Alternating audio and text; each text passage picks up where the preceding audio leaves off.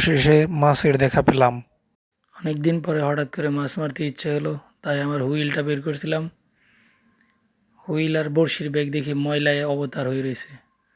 পরে পরিষ্কার করে হুইল, বড়শি আর ফিশিং নেট নিয়ে আমরা মাছ মারতে চলে গেলাম আমাদের ব্রহ্মপুত্র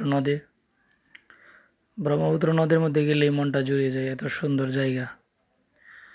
আমরা পার হয়ে যাওয়ার পরে দেখি আমরা পানি নিয়ে নেই, পরে বাবুকে পাঠালাম আবার পানি নেওয়ার জন্য। পানি নিয়ে হাঁটতে হাঁটতে আমরা আমাদের বেলার কাছাকাছি গেলাম। এখানে একটা সুন্দর একটা দৃশ্য দেখতে পেলাম যে আমরা নীলক্ষিয়া গ্রামের আগের চিরাচরিত প্রথা ছিল কোচ্চা উল্টানো। আমাদের এক কাকা কোচ্চা উল্টাইতেছে। পরে আমরা নদীতে গেলাম, নদীতে গিয়ে নদীর চারপাশটা দেখলাম। পরে হাঁটতে হাঁটতে আমরা আমাদের বেলার কাছে গেলাম, গিয়ে সব জিনিসপত্র রাখা বেলা বাসায় দিয়ে আমরা আমাদের ফিশিং পয়েন্টের কাছাকাছি গেলাম।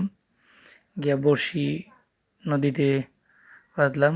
অনেকক্ষণ বসে থাকার পরেও মাছ পেলাম না। পরে আমরা অবসর সময় ভিডিওগুলো করলাম। মাটিবাহী একটা নৌকা যেতেছে, এরপরে আবার আরেকটা বড় স্টিমার খুব কাছ থেকে দেখলাম। স্টিমারটা যাইতেছে বালু বোঝাই স্টিমার বা কার্গো বলে এগুলাকে। আমরা অনেকক্ষণ বসেছিলাম কিন্তু মাছের দেখা পাইনি। আমাদের পাশে আরও অনেকেই বসেছিল, রইস ভাই, ওই পাশে ছিল ইব্রাহিম ভাই, অনেকেই বড়শি নিয়ে বসেছিল আমাদের চারপাশে। আজকে আবহাওয়া অনেক সুন্দর ছিল কিন্তু কেউই মাছ পায় নাই, মাছ আসলে খাই নাই আদার, এত সুন্দর একটা দিনে। অনেকক্ষণ বসে থাকার পরে হঠাৎ করে আমার বড়শিতে একটা ছোট মাছ বাদে, যদিও মাছটা ছোট কিন্তু আনন্দটা অনেক বেশি ছিল।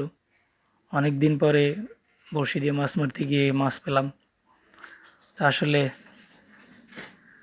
অন্যরকম একটা অনুভূতি।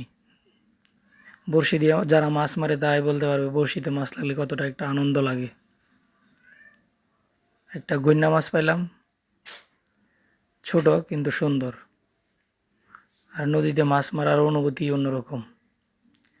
সবাই ভালো থাকবেন, ধন্যবাদ।